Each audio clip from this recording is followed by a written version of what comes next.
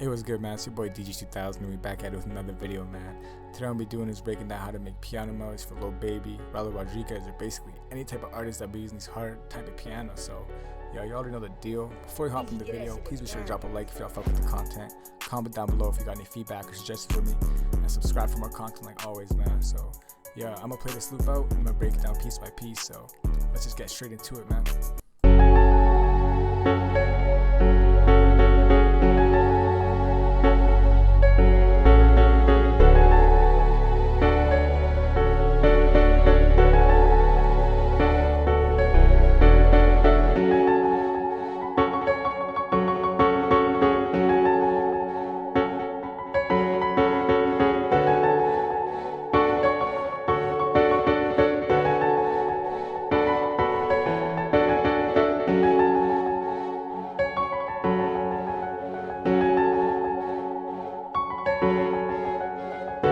That's basically the loop right there.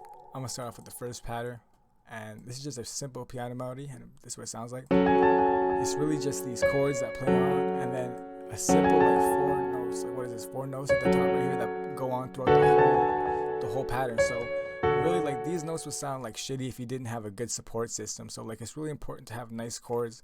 Just have really nice sounding chords, man. Like if you got a good support system, like you can just do some simple melody like this, couple notes, and it will sound good, you know, and it sounds like it has depth, even though it's really not that deep, you know. It just gives it a whole different vibe. And as far as this piano goes, I just got, you know, two pianos stacked on top of each other, you know. Yeah, they just gotta sound fuller, man. If you gotta want your stuff to sound full, don't be afraid to stack up no pianos, you know, layer them up just to give it that fuller feeling, you know what I mean. Then onto this next layer, it's pretty much the exact same chord pattern as those pianos, but it's just in strings now, so it's a little bit more of an emotional instrument, and this is what that sounds like. And as you notice with this one, I've also changed the top melody, so it's a little bit more different too. You see how it just got a little bit more of a different vibe. So like I said, support systems, everything. It's just the same chords from the piano melody, and then I just switched up the top line, you know what I mean? So instead of playing that piano that goes on over and over again, it's just this right here. So you can also tell how these strings, you know, it starts off low and it's like almost telling a story, you know. It's like reading a book, you feel me? Like I don't know, I just made that comparison, but it's like reading a book. You want to like have it like resolve, you know. So the beginning's like this, and you can tell like it's transcending into another section, and then it's kind of wrapping up, bringing it back. So it's kind of like that. Like it's hard to explain, but it's definitely like a call and response kind of thing if you've heard of that. So yeah, those are just the strings. And then I got, again, this is the exact same pattern from the piano actually, and then this is just in a pad. So this is what that sounds like. It's like a bell kind of pad, not even that paddy, but like I said, if you watch my other videos as well, you know how I said bells and pads like this can act as a glue, you know what I mean? So if I just play this piano as by itself, it's gonna sound a little bit dry. But if I put this shit in right here, it's gonna just, you know, it's gonna fill that space. So instead of sounding so weak, it's just gonna give it that extra layer of depth, you know what I mean, just to make your stuff sound good and interesting to the listener. So yeah, after that I just got these piano chops, which is kind of the real sauce of the beat. So these are the piano chops I got right here, and it's basically the same chord, not even all of the notes, it's just the three layers, and then just playing this out.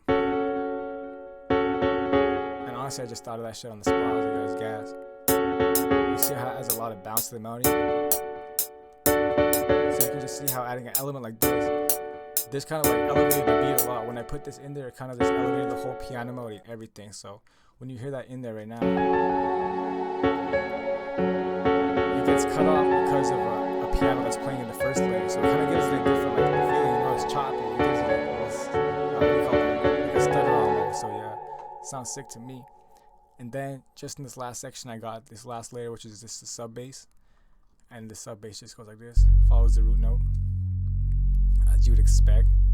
And then yeah, like I said, if you watch my other stuff as well, you just want your stuff to end, you know, always trail, let the listener know that there's a transition going on. So that's just stuff I like to add into my sub bass.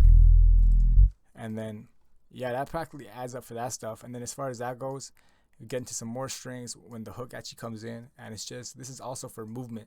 So these are the same strings as before, but I've applied them into a different kind of scenario. So this is what it sounds like. So like it's the same strings, but it's a whole different vibe, you feel me? Instead of sounding like emotional, it's sounding more triumphant, you know what I'm saying? That's a good way. It's sounding triumphant as fuck. So yeah, just something like that is like super sick too, you know? It also helps the melody get more bounce, you know what I mean? If I put this metronome, you're gonna see how it got that bounce, you know what I mean? Like,